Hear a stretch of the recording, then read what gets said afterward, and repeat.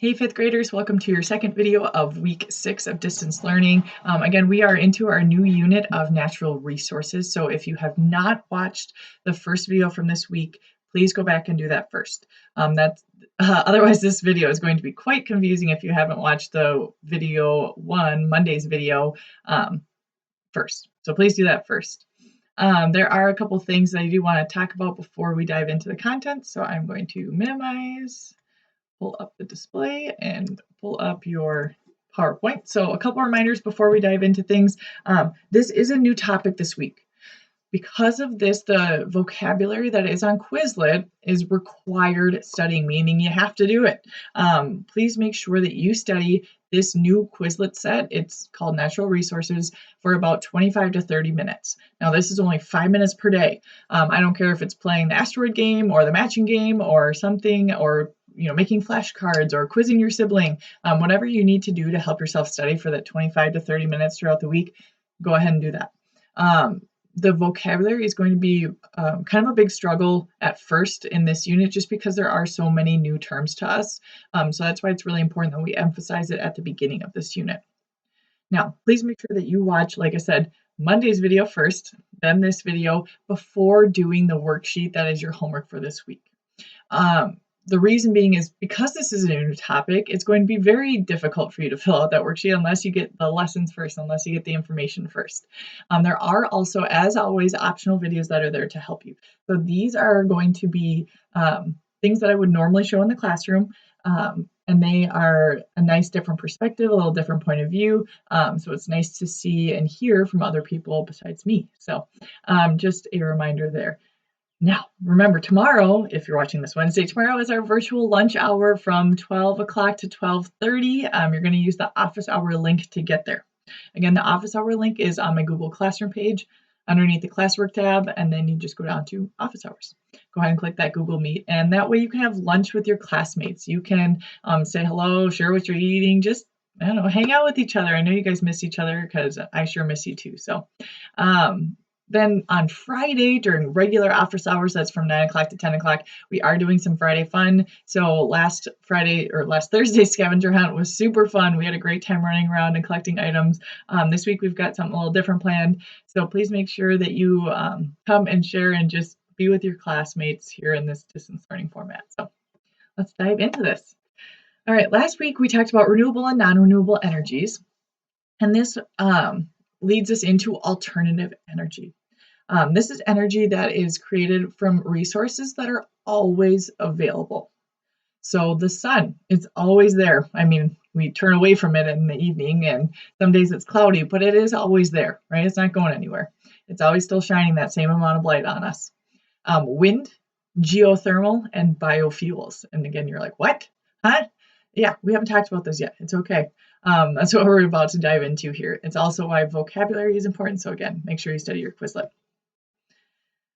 You may have seen these before. This is one type of alternative energy or renewable energy. It is from wind turbines. So this is a wind farm. A lot of times we see them in southern Minnesota, kind of out on the plains, and they have these huge, huge long arms, and they look really heavy, but they're actually pretty lightweight.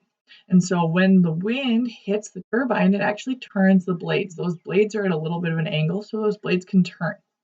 And when those blades turn, it actually spins a generator. And this produces some mechanical energy that is converted then into electrical energy.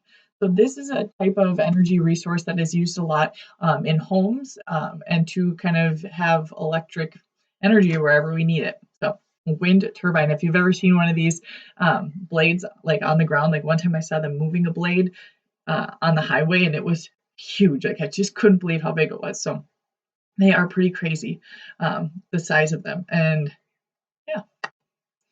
Now these are ones you've hopefully probably seen before. We have a huge field of these just outside of Rockford. We have solar panels, and solar panels are really becoming more popular as ways of harnessing the sun's energy and changing it into energy that we can use. Now, the sun gives us a ton of energy all the time. And so putting up these solar panels is a nice way for us to collect and harness energy. However, like I said before, there are days when it's cloudy. There are certain places where we don't get direct sunlight because of trees or because of tall buildings. So there are some restrictions to this as well. When the sunlight hits the solar panel, that solar energy is converted into electrical energy. Now, solar panels have really come a long way since their creation. They used to be crazy expensive, like more than anyone could afford. But now they're actually starting to make them to the point where they are still a bit of money up front. They are kind of expensive to install. But once they're installed and once they're built, they pretty much pay for themselves. So some people are even putting solar panels on their own roofs to power their own homes, especially when they live in sunny areas like Arizona or California. And it actually brings their electricity bill down because they are able to convert this electrical energy to be used inside their own homes. So it's really kind of a neat way for things to be powered just from free energy from the sun. So again, like I said, the startup cost sometimes is a bit of an obstacle, but they are getting more and more efficient with building their solar panels. Hydroelectric energy. Hydro stands for water. So this is energy from water that is created at a dam. And so this is something that we can harness because this water is always moving. And when this water moves, it's able to move these turbines, which is able to make energy. And so when that falling water turns this turbine, it creates mechanical energy. And then this hydroelectric generator can convert that energy into electrical energy. So there are some pretty famous dams around, but they're also looking at using wave energy. So if you've ever been to the beach, you know that the waves just keep coming and coming and coming, right? They keep sloshing on the shore. And so they're looking at building and designing things that can actually go and kind of sit out in the ocean where these waves start to generate and take that energy and start to create it there. So it's not just limited to these areas where there are these kind of waterfall type scenes. Now, geothermal is one that might be new to you. Geothermal means heat from the earth. Since our earth is so massive, at the core, it is very, very hot. There's a ton of heat, there's a ton of pressure, and this heat from the earth is actually able to, as part of what makes our planet habitable.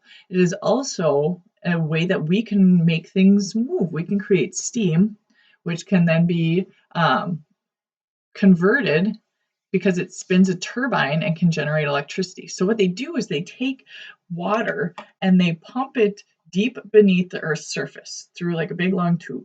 And then when it gets down there, we know that water, when it gets really hot, it boils and eventually turns into steam. And so then this steam spins a turbine generating this electricity. Again, this heat from the center of our Earth is not going anywhere. The center of our Earth is always, always going to be as hot as it is because of the way that our planet is set up, because of its mass, because of the pressure that is built on this Earth, because of the mass that it has. So geothermal is another way that people often heat their homes through geothermal energy. And in Iceland, actually, about 70% of their home heating is through geothermal energy, which is really great. We should start to look more towards that model. The last one that I want to really talk about are biofuels. Okay, plants are grown for biofuels, and so biofuels are energy that from the sun that is stored in plants. So what they do then is they then take that energy and it's converted either into a solid, a liquid, or a gas that can provide energy. So bio again means life.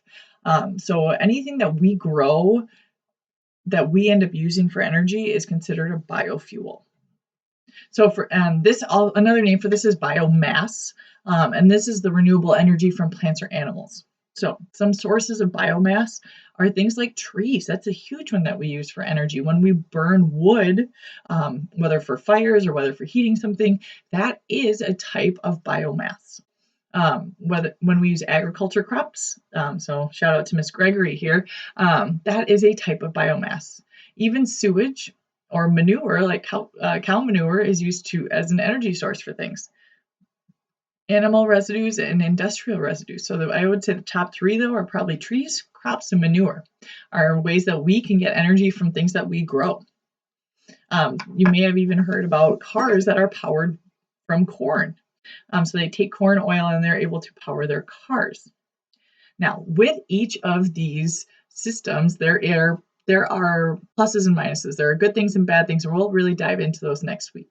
What I wanted to do quickly before I sign off here is I want to show you, again, this is going to look a little different because this is from my teacher view, but you do have, of course, your required reading for this week, but please notice that you do have your Quizlet. You have to study for 30 minutes. I put the resources right here for you, natural resources flashcards. Office hours links, again, are here underneath the classwork tab. You just click on office hours and just join in here. Now, this week, Monday, we didn't have school, but if you have questions today, Wednesday, about anything, join this one for either science or math questions. Ms. Sharp and I will be on this one from 3 o'clock to 3:30, typically every Monday and Wednesday. But again, since we didn't have school this week, that's why we didn't have one. Lastly, I know the big idea is now optional, but this one's a really fun one, so I just wanted to point it out, at least take a peek at it. Again, this is something that if you get done a little bit early, your big idea is to write a persuasive speech about why you should become school council president of Rockford Middle School. There are some directions in here, and then you would record your speech on Flipgrid. So I think that one's kind of a fun one. I would think that you guys, especially those of you with those big personalities, you would really do well with that. So again, this is a new topic this week. We're going to talk more in detail about each of those different types of energy sources next week. Like I said, there are pros and cons, meaning good things and bad things about each type of energy source. So it's really about what kind of people do we want to be? How do we want to power our planet? Because there's no doubt that we need to use energy for our daily lives. Right now, I'm on a computer that's using energy to send you a video. So again, these are all things that are really important for us and for you especially. This is going to be your planet. So whether and how we treat it, well, I guess it's kind of up to you now. You guys are soon going to be making these decisions and figuring these things out, which is really exciting. That makes me happy. So again, we'll look into those more next week. We'll talk about pros and cons of each, and then we'll even get into a little bit about natural resources that Minnesota has. So I look forward to hearing from you soon. Hopefully this was short and to the point. I'm trying my best to keep these under 15 minutes. So thank you so much. I hope you are all doing well. Miss you, and I'll talk to you soon.